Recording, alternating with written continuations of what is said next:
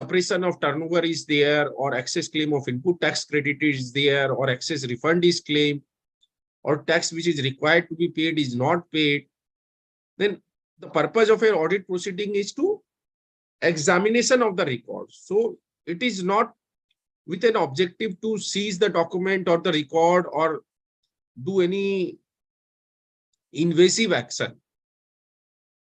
It happens with the mutual cooperation. Many a times the department issues a letter, says that you please provide us this preliminary documents and records, and they ask the SAC to fill up a questionnaire. And once that is done, they analyze the data and the details and the documents. They may ask for some further information, and then they give an advanced date of visit to the premises of the SAC, where the team of the audit team visits the premises, examines the documents, records, and everything. And then if any discrepancy is noted, then they issue a audit report. And a response of the auditee is asked. Now, after the reply from the SAC is received, if the department agrees with what the SAC explains, then they are well within their power to drop the proceedings. But if they are not satisfied, then after conclusion of the audit, they may refer the matter to the jurisdictional officer to initiate action under section 73 or 74 by way of issue of a so-cause notice. So the audit team does not have the power to issue a so-cause notice.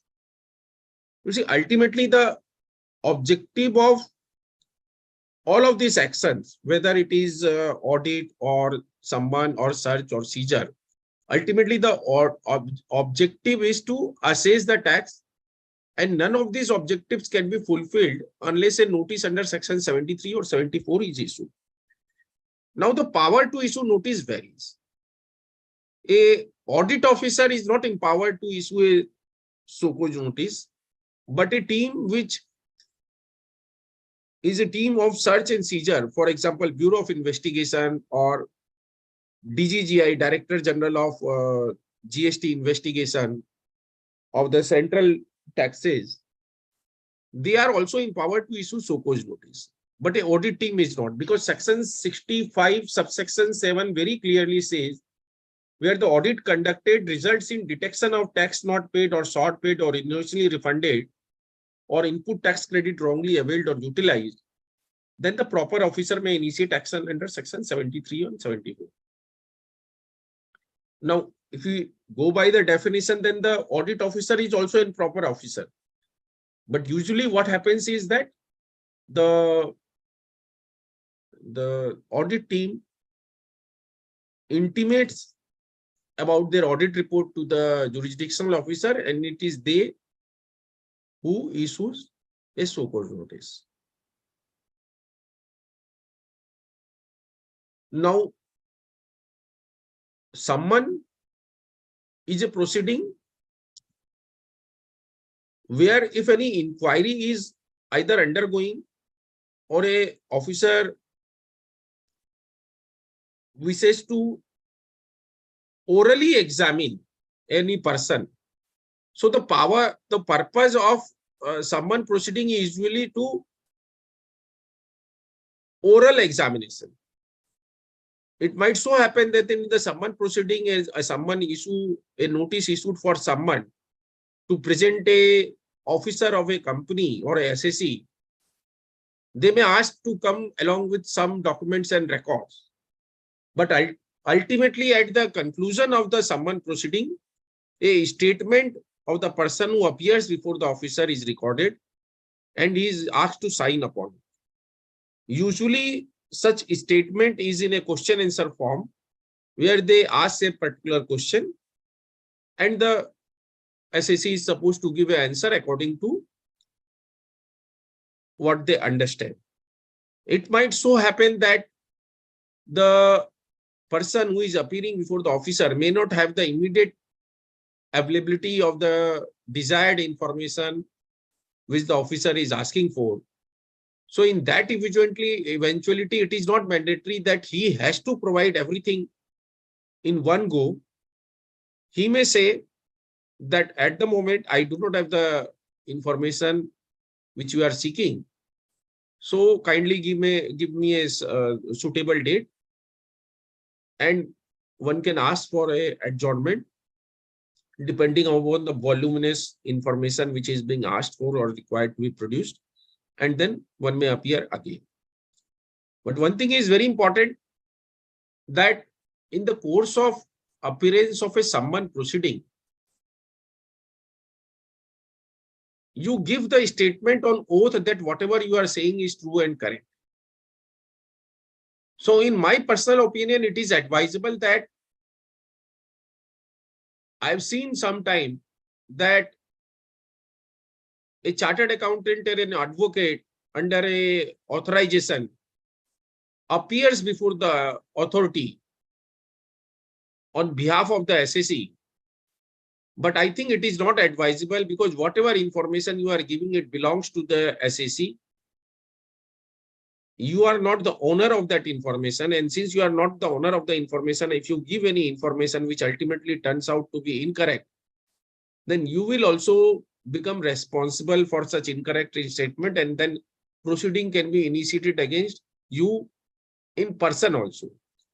So it is always advisable that one avoids any attendance and any professionals, whether a company secretary or a chartered accountant or an advocate, avoids appearance in person in the response to a proceeding in summon. And in fact, there are judgments of the Honorable Supreme Court which says that in a summon proceeding, the appearance of an advocate cannot be allowed, because it is a very sacrosanct proceeding where the objective is to unearth the fact. So therefore, there is no necessity of an advocate or a chartered accountant or any consultant to be present while the proceeding of someone is going on.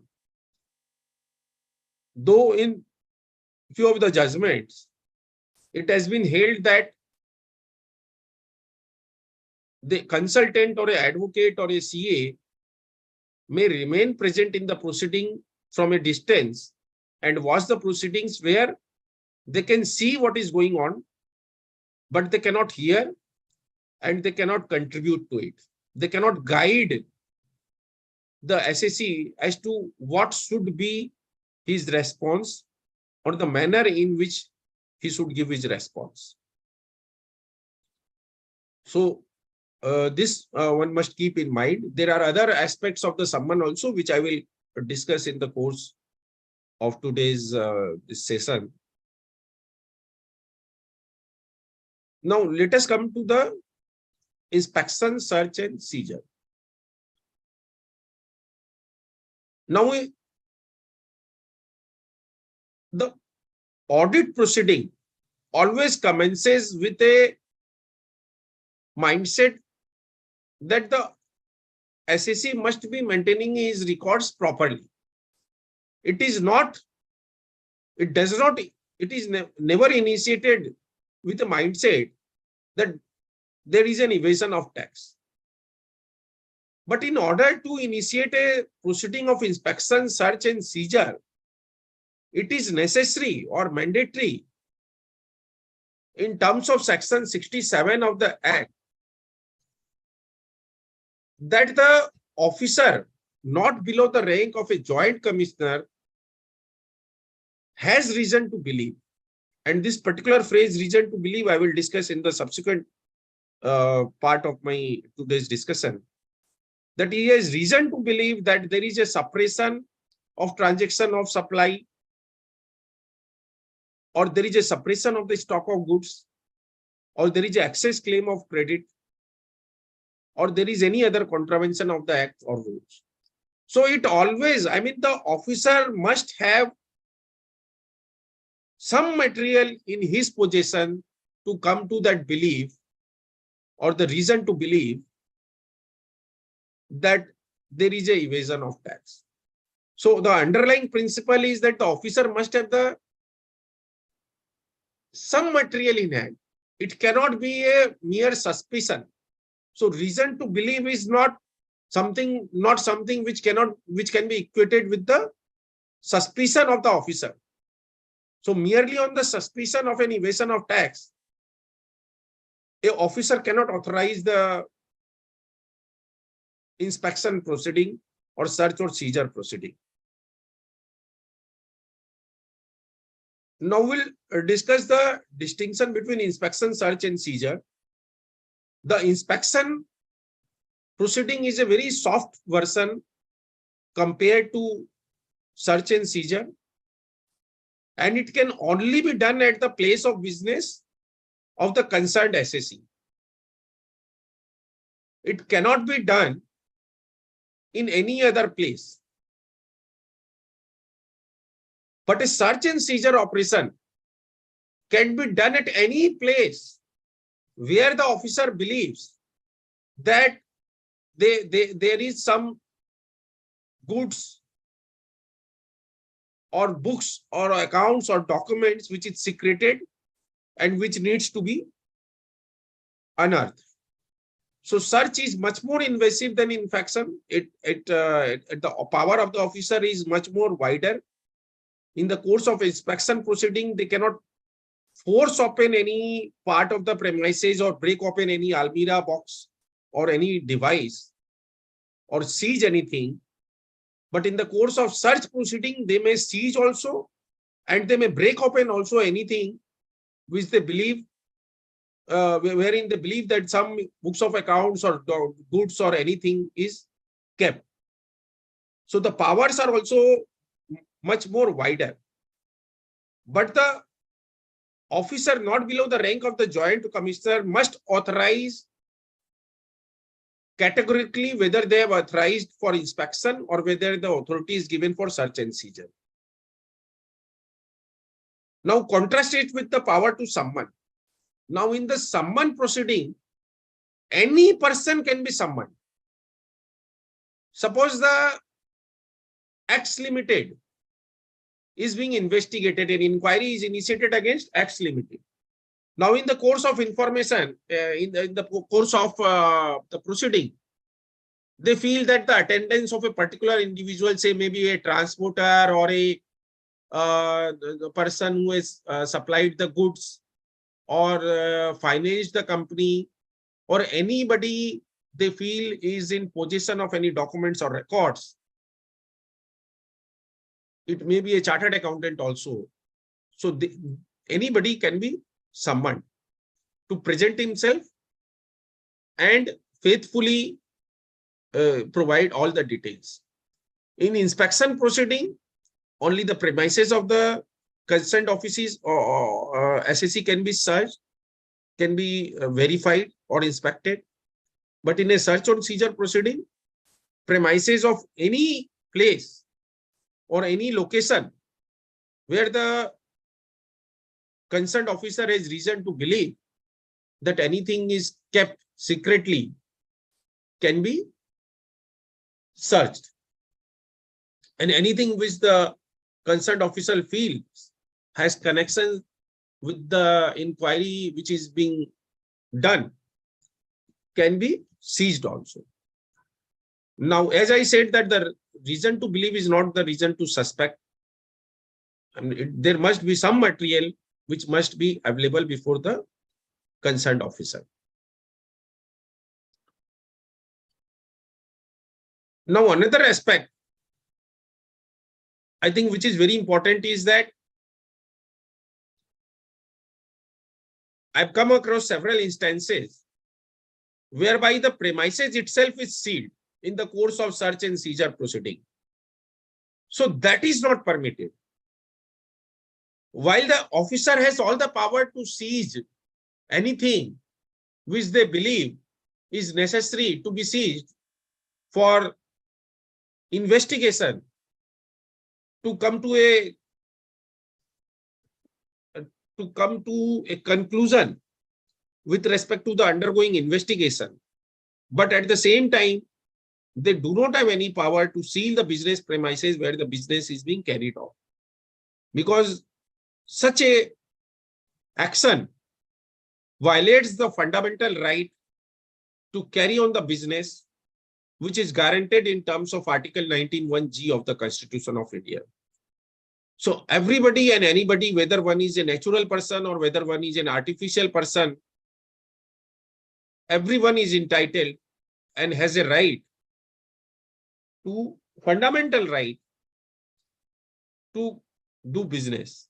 And that right cannot be violated under any circumstance. So while the concerned authority has all the power to seize any goods or any documents or anything, but at the same time, they cannot lock, while they can break a lock to discover anything, but they cannot put a lock on the premises to stop the business activity. So this is very, very important, and I have cited one judgment of the Honorable Allahabad High Court in this particular site.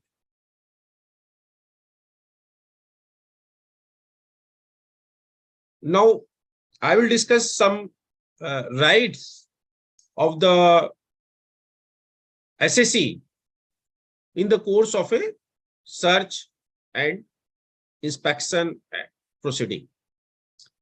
Now, first of all, a search warrant should be executed at the start, and it should be shown to the person in charge of the premises.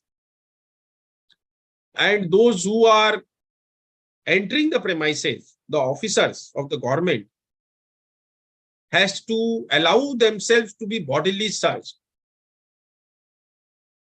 Further, before commencement of the search proceeding, the signature of at least 2 witnesses who are independent witnesses of the same locality should be taken on the body of the search warrant. They have to disclose their identity with the identity card. And the entire proceeding should be made in the presence of the 2 independent witnesses of the locality.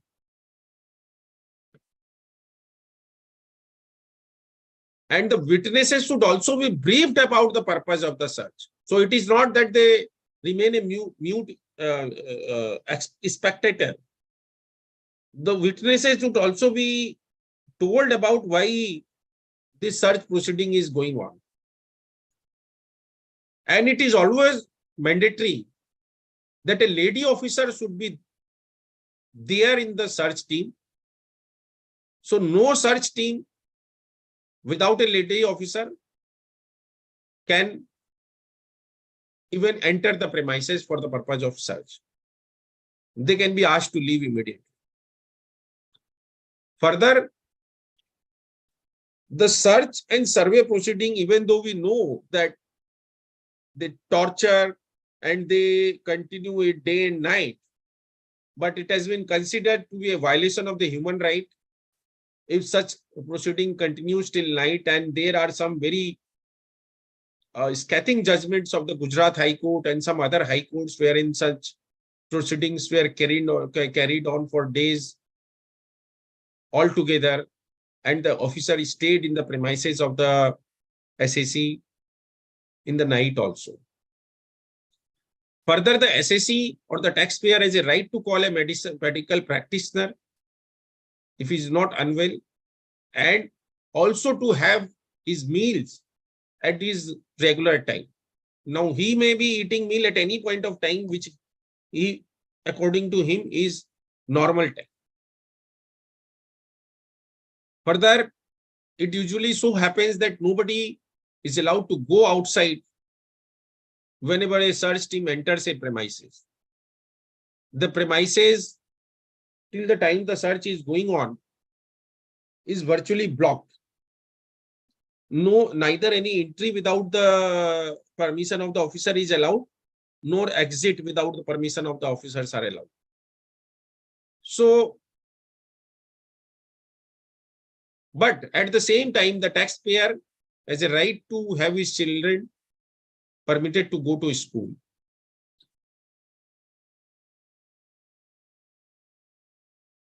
One second, kindly give me one moment, please.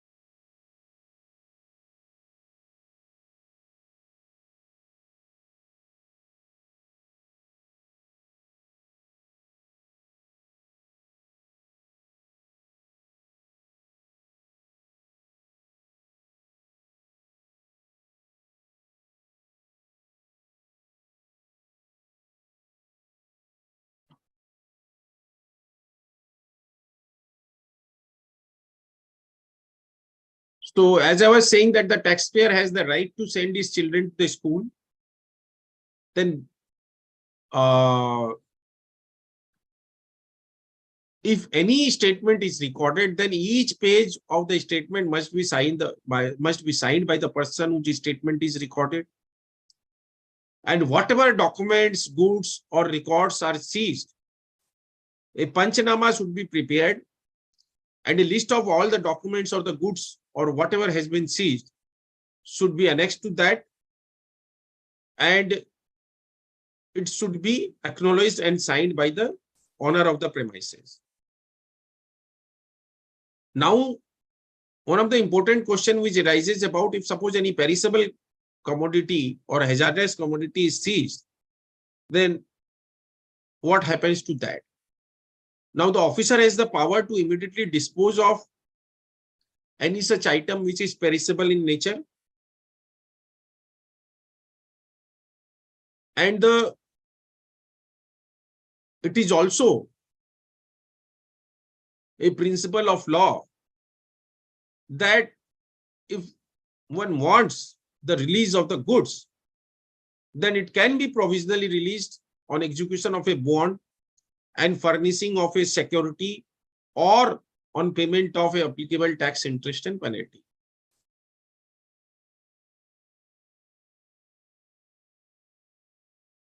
And it is also a well-established guideline that if any seized documents or goods is there, then they should be retained only till the time they are required for examination or inquiry. If they are not relied upon, then they should be released immediately within 30 days of the issue of the notice. Further, the SSC also has a right to take a copy of all the important documents and everything and the records which is being seized, so that his business operation can go on uninterrupted.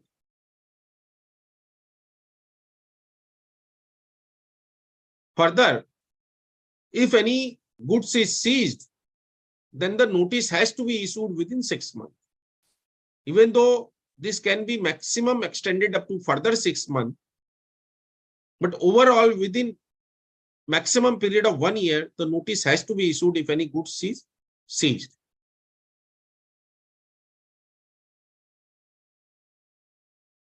Now, I have referred to this judgment of the Honorable Gujarat High Court, where the Honorable Gujarat High Court gave a very scathing remarks about the day and night operation which was carried on by the government officer by staying in the residential premises of the petitioner. Now, with respect to seizure of the goods, it might so happen that it may not be practically possible for the officer to take the custody of the goods. So in that scenario, they may issue an order where a symbolic seizure is made and a direction is given in a particular form which is called INS 03, that the owner of the premises will not move or part away or deal with the goods except with the previous permission of the officer.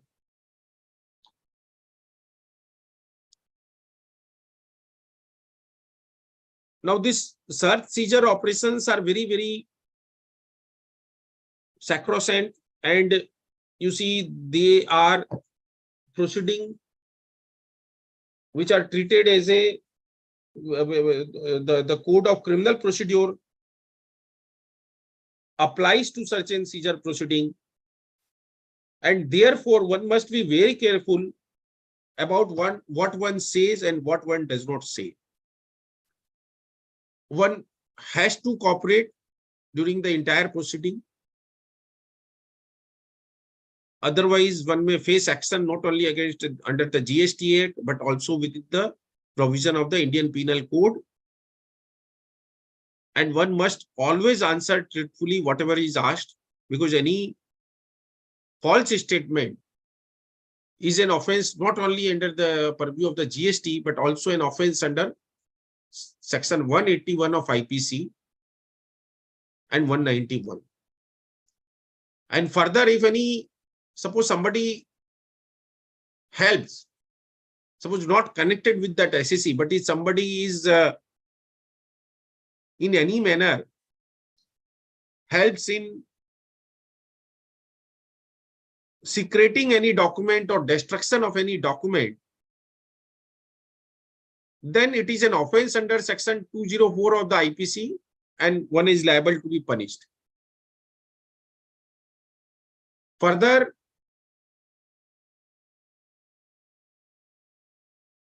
one second, kindly give me one moment, please.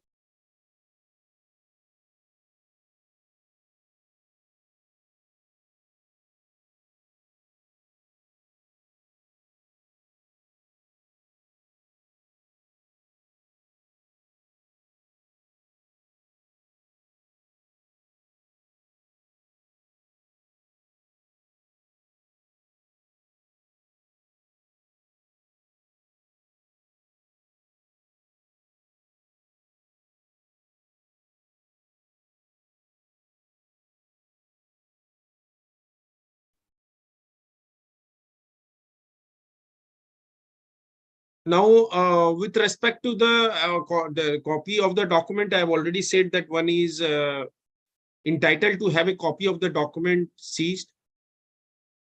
If it is not immediately provided, one should make an application for the copy of not only the documents which has been seized, but also the statement which has been taken. And one of the important things with respect to both the statement taken in the course of a search proceeding or in the course of a summon is that if by force or threat of arrest or any such coercion, any statement is taken, then one must make the retraction of the statement as soon as possible without wasting any time.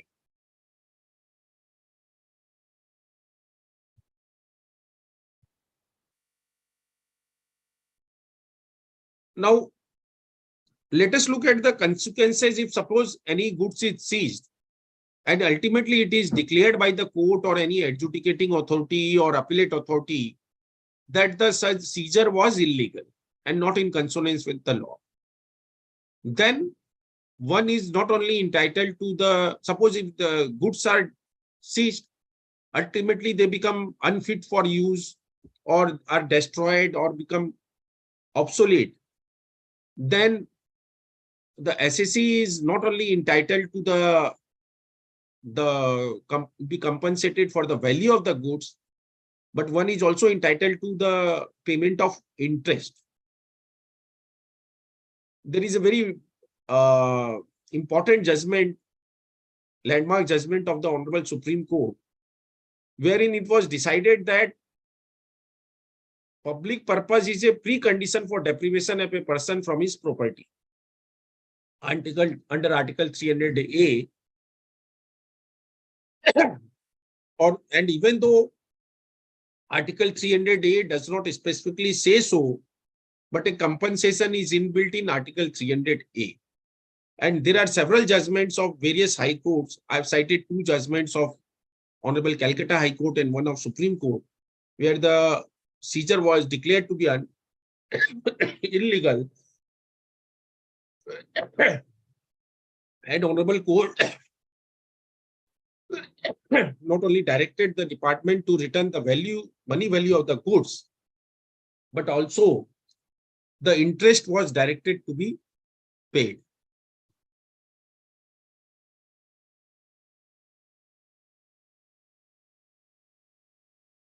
Now, with respect to the summon proceeding, there are some guidelines which has been issued by the department from time to time in forms of circulars and guidelines and FAQs, whereby it has been stated that summon should be the last resort when the SAC is not cooperating. And this should be least used against the top management. So only if the SAC is not cooperating by way of a phone call or a normal email, which is not in form of a summon, because the language of the summon is so harsh that it causes unnecessary mental stress and embarrassment to the receiver of the summon. So it is always avoidable to not formally issue a summon under section 70 of the Act, but instead make a regular communication by way of an email. It can be by way of a letter also, simple letter, or it can be by way of a phone call also to the SAC concerned, and seek whatever information or cooperation which the department is seeking. But there is no necessity to issue a summon necessarily under section 70 of the Act. Further is said that the language of the summon should be soft, so that it does not create undue stress upon the recipient of the summon. Further, senior management such as CEO, CFO, and directors, managing directors, or general manager, they should only be summoned if by summoning other lower level officers, the purpose is not served.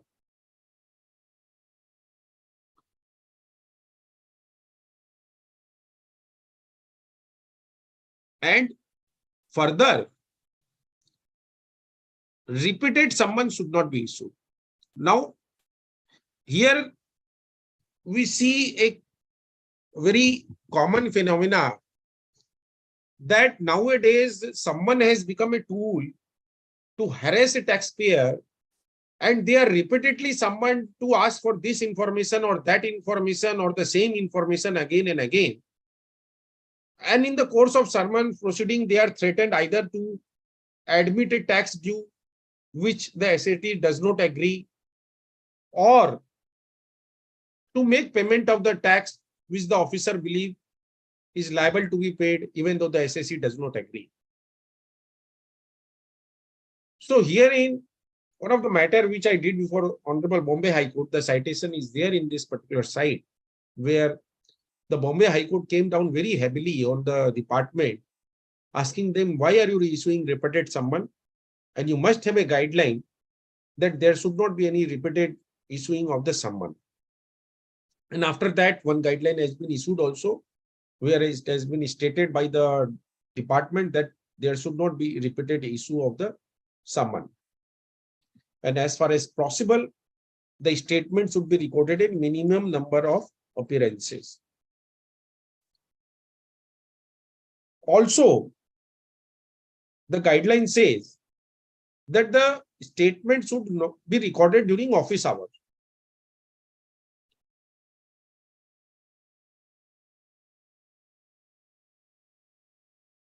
Further, it has been said that we all know that sometimes the summon is issued, even though the said information is available with the department itself digitally on their own portal. So that also the guideline said should be avoided in order to avoid harassment to the SAC. If some information is already available with the department on their own portal, then they should not seek it from the SAC. Further, the guideline says that one aspect which we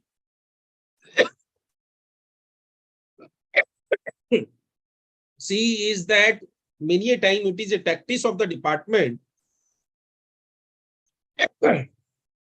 to call a particular person or a officer of the SAC and make him wait for long hours. Because they know that if they are repeatedly summoning a person and making them wait for long hours, then in order to avoid harassment sometime out of the mental torture which they experience, they sign on the dotted line whatever the department wants them to sign.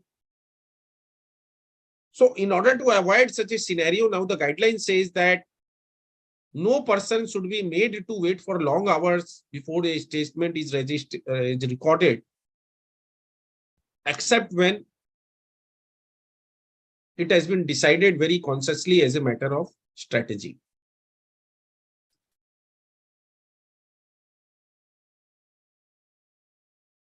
Further, it says that all the summons issued must have a DIN, and the format of summon is also prescribed.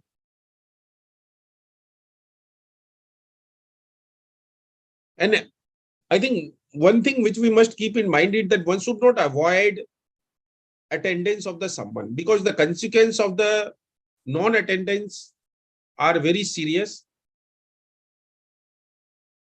The summon proceeding is also covered by CRPC.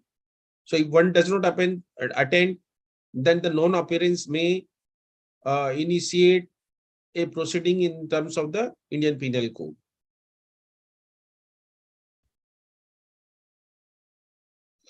Now the guideline says that if one person does not appear after 3 summon at reasonable interval, a complaint should be filed before the judicial magistrate initiating action within the purview of the Indian Penal Code.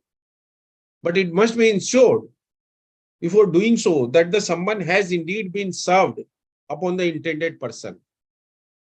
So it cannot be that they perfunctorily issue the summon and the person does not receive, and without examining whether the concerned person has received the summon or not, they initiate the proceeding within the purview of the Indian Penal Code. So there are various safeguards which has been issued in the interest of the SAC to avoid harassment and any coercive action.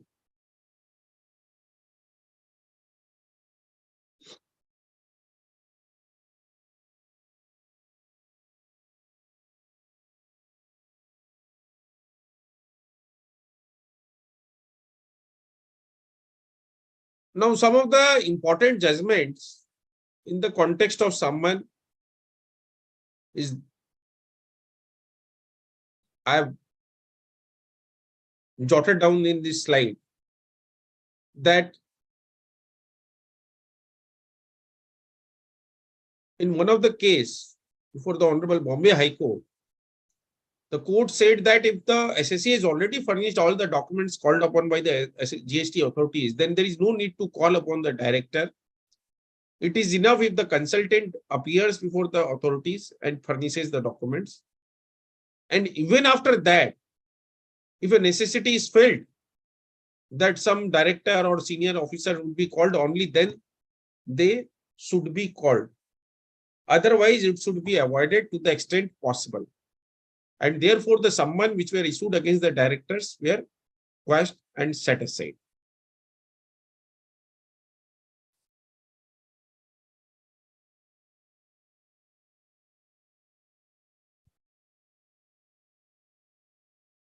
Now, the another issue which comes to my mind is that it sometimes so happens that summon proceeding or the inquiry is initiated both by the central GST authority as well as state GST authority. Now we know that section 6 subsection 2 clause B very clearly says that if the subject matter is same, then both the central and state authorities should not initiate investigation. Only one should do. This is to avoid harassment of the SAC. Now the question arises whether the summon is a proceeding. So there are contradictory judgments on this particular issue. One of the matter which I argued before Honorable Calcutta High Court, Raj Metal Industries versus Union of India. It has been reported, which I have cited here, that if the proceeding is already going on before the central GST authority, then the West Bengal GST authority should not initiate the proceeding. But the Honorable Allahabad High Court has held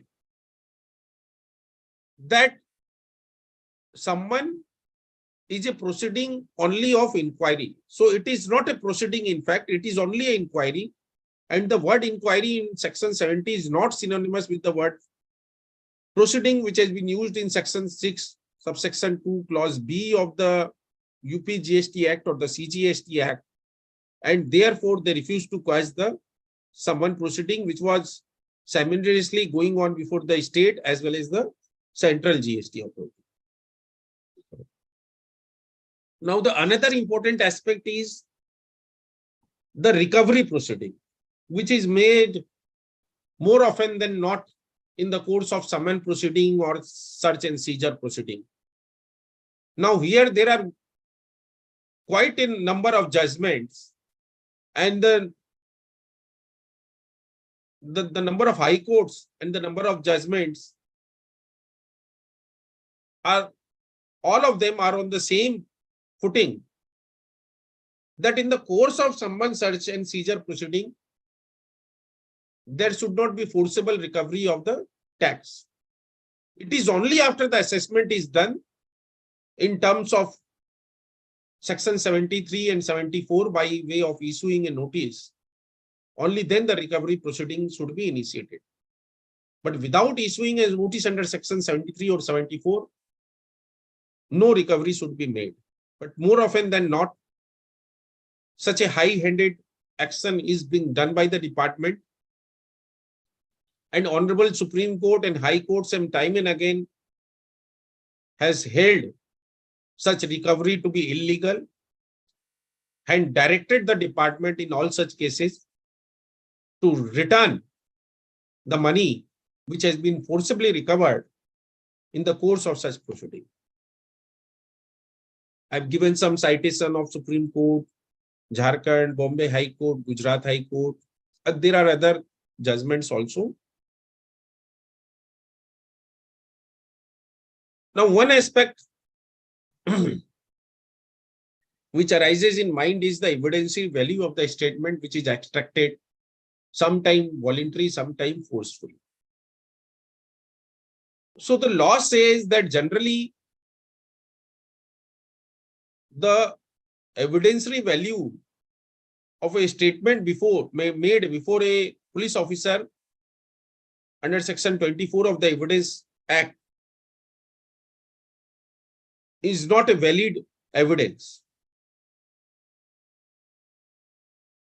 Because if one is able to prove that if the making of the confession is caused by inducement, threat, or promise, then it will become invalid.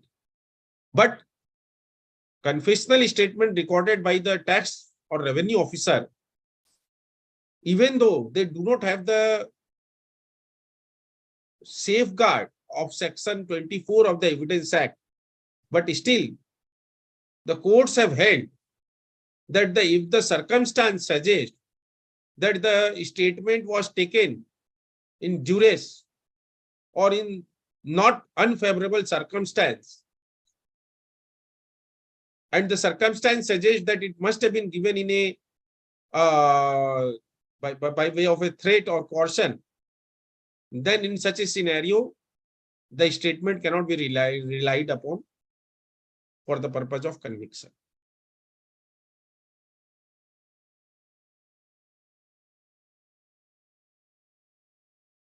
Now, the another important matter is that many a times you see the liability is assessed or determined on the basis of the statement of a third party. So what should one do in such a scenario? So if any so-called notice is issued or any proceeding is initiated on the basis of the statement of a third party, then it is always advisable that one should seek cross-examination of such a person whose statement is relied upon. Because time and again, it has been held by the Supreme Court and various high courts that if any statement is relied upon, and if the benefit of cross-examination is not given, then it is a gross violation of natural justice, and the entire proceedings becomes non-est and invalid in the eye of law. So without entering into the merit of the case, such a proceeding is liable to be quashed and set aside.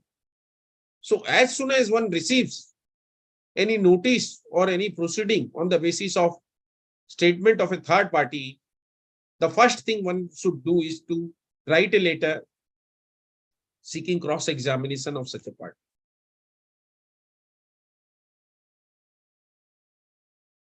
I have given various citations, which I'm not going to discuss.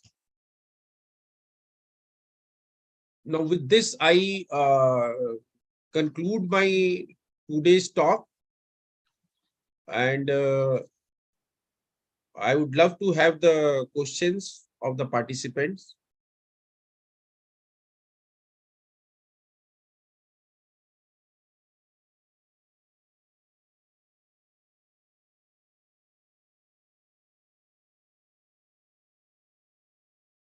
If anybody has any question connected to the today's topic, then please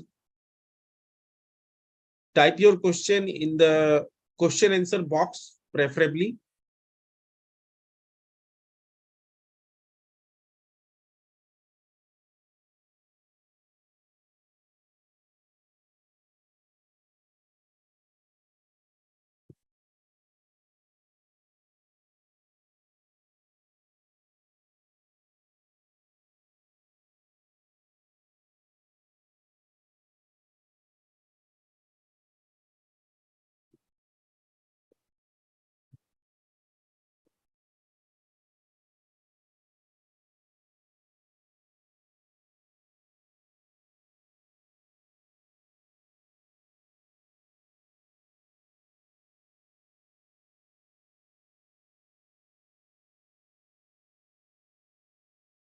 Mr. Manoj Kumar is asking if someone is issued for submission of document, can we submit online? No. A summon is always issued asking a person to appear in person. Now, the purpose may be to produce a document or give evidence, but generally, a summon is issued for the personal appearance. So, online submission of the document will not be sufficient.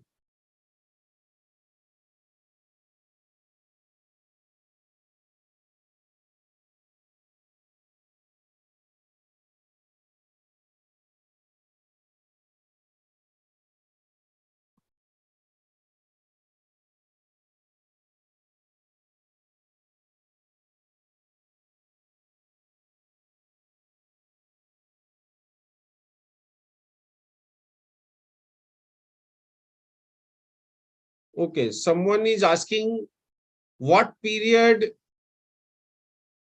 the documents can be retained by the officer in seizure procedure. You see, the seized document, if they are not relied upon documents, then they should be returned within 30 days from the issue of the so cause notice.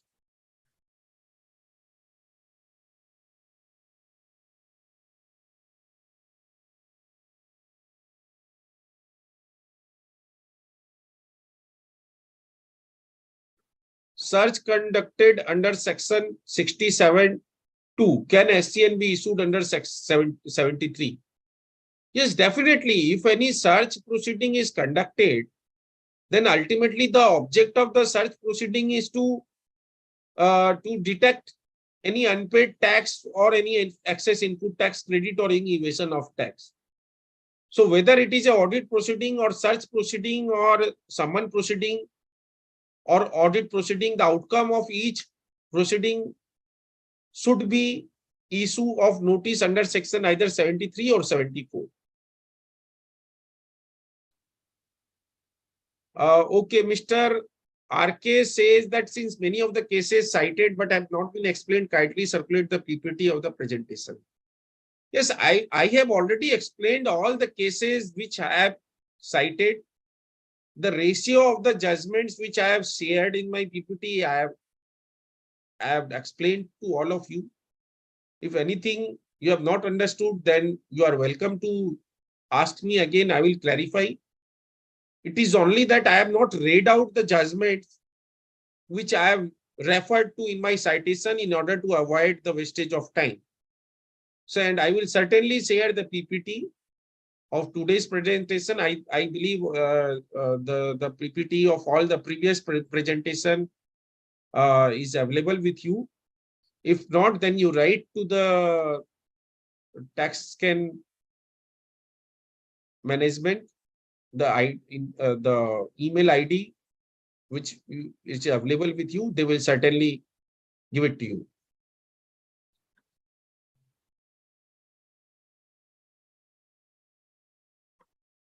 Okay, one of the question is recording of statement by the authorities should be within the office hours. Now you see, this is the official circular of the department that it should be within the office hours.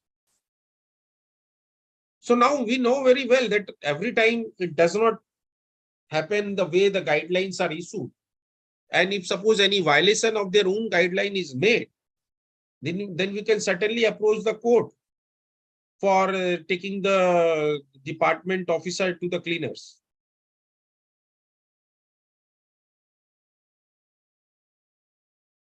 In case of audit conducted for any particular period, is it mandatory to file annual return in form GST R9 and 9C? No, audit conducting of audit has got no connection whatsoever to the filing of return, annual return. Even if the annual return is not filed, the officers may do audit or conduct audit. But practically it has been seen that in most of the cases, they are initiating proceeding only after the annual return is filed.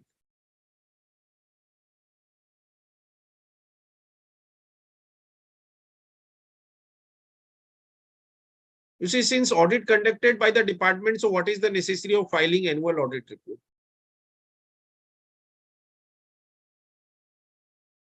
Annual, sir, auditing superintendent is in practice of issuing SCN and asked to file reply before the range superintendent. It is correct. You see, the law does not prevent. As such, law says that the proper officer will issue the so-called notice. Now, if the audit team officers are appointed as proper officer, then there is nothing wrong in audit team issuing so-called notice and asking you to file reply before the range superintendent.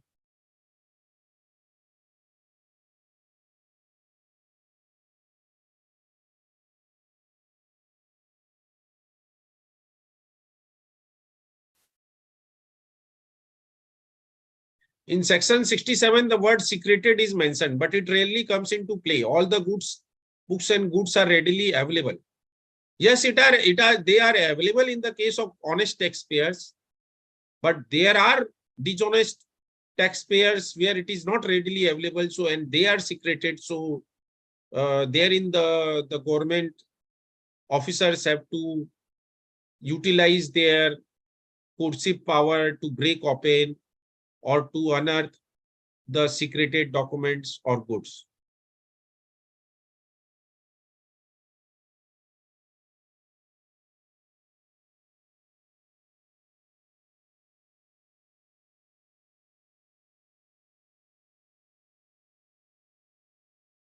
On what grounds can the search be called illegal? You see, a search can be called illegal if it does not have in the primary place the required authority of an officer not below the rank of joint commissioner. And further, all the procedures which are mandatorily required to be followed. For example, the requirement of presence of 2 independent witnesses, the search warrant, the signature, the offering of the officers for physical checking by the SSE, both at the time of entry and exit, the presence of a lady officer in the search team, if any of the condition of conducting search is violated, then the proceeding can be called illegal.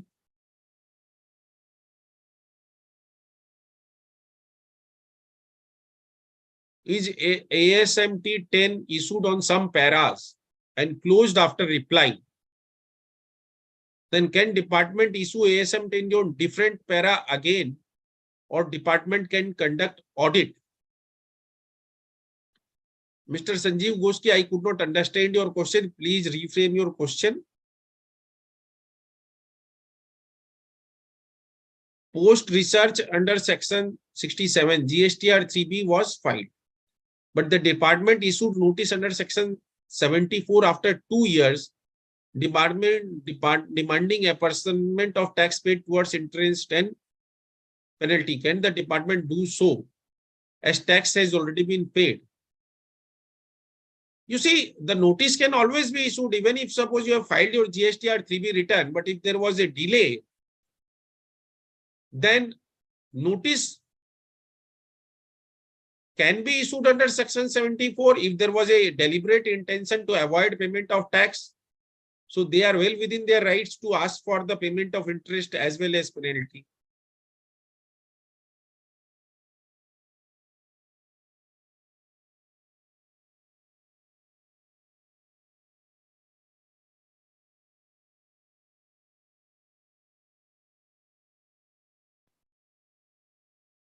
Okay, one of the question is, when the audit team asks for payment of RCM which are not paid along with GSTR 3B, can such payment under RCM is claimable under IPT? What is the meaning of IPT? Please explain.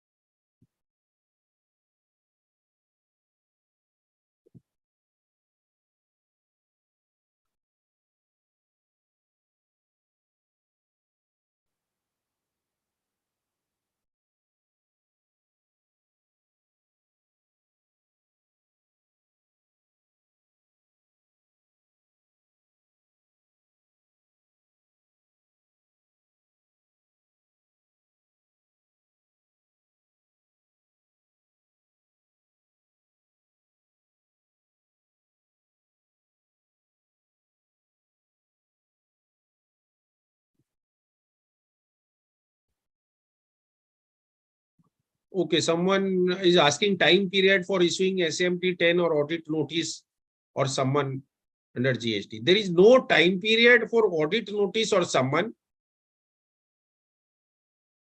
but for issuance of the SOCOS notice, the time period is prescribed under section 73 subsection 2 as well as subsection 2 of section 74, which is 3 years from the which is the issue of the order period is 3 years from the due date of the furnishing of the annual return. So within 2 years, 9 months of the issuance of the filing of the annual return, notice under section 73 may be issued, and in section 74 subsection 10, the order must be passed within 5 years from the due date of furnishing of annual return, and notice should be issued prior to 6 months to the time limit prescribed, which is specified in subsection 2.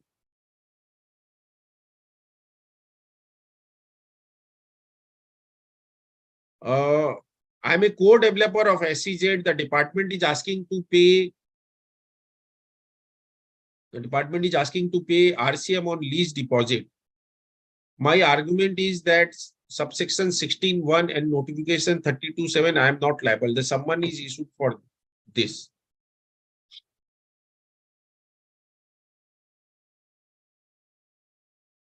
Now, if the department is already in the having the information to wherein they already know that the RCM on lease deposit is payable, then what is left to further investigate or inquire? Because the purpose of summon is to inquiry. If the inquiry is already done, then I don't think this summon is lawful. This is only a tool of harassment, and I believe such a summon is liable to be set aside if you approach the court.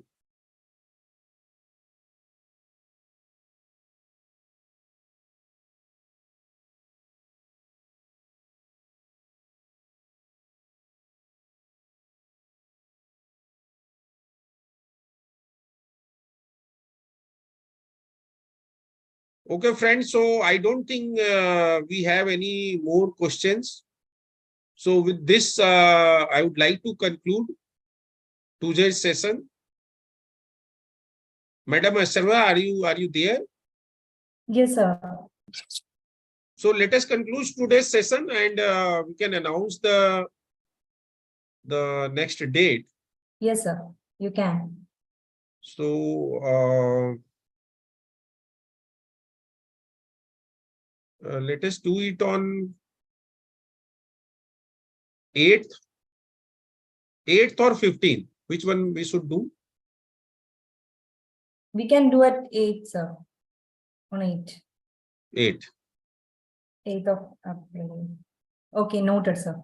Or okay, I think let us do it on 15th, because Okay. 8th I have some difficulty. So let us do it on 15th of No April. issue, sir. We can fix at 15. Okay. So somebody is saying that all presentation notes of day 3, 4, 5, 6, and 7 should be shared. So, madam, kindly share the presentation once again with everybody. Yeah, sure, sir. So if you have any missing presentation with you, I don't remember whether last date's presentation I mailed to you. So I will It's again not mail shared, you sir. the last day's presentation and today's presentation, Yeah. and kindly check with which if you have all the other presentation, and then Yeah, share sure. all the presentation with everybody till date. Yeah, we can do that, sir. We will share it to all the participants. Yes, yes. Okay. Thank you very much. Thank you so much, sir. Thank you, So everyone. next session is on 15th. Yeah, noted. Okay. Thank you. And one more thing I want to add, that if there is any concern, queries regarding the PPT and the recordings, please do contact in this number. I am giving my number here. I'm giving my number here in the chat box. If there is any concern regarding the PPT and recordings, please contact in this number. Shall we wind up the session, sir? Yes, yes. Thank you. Okay, thank you. Thank you.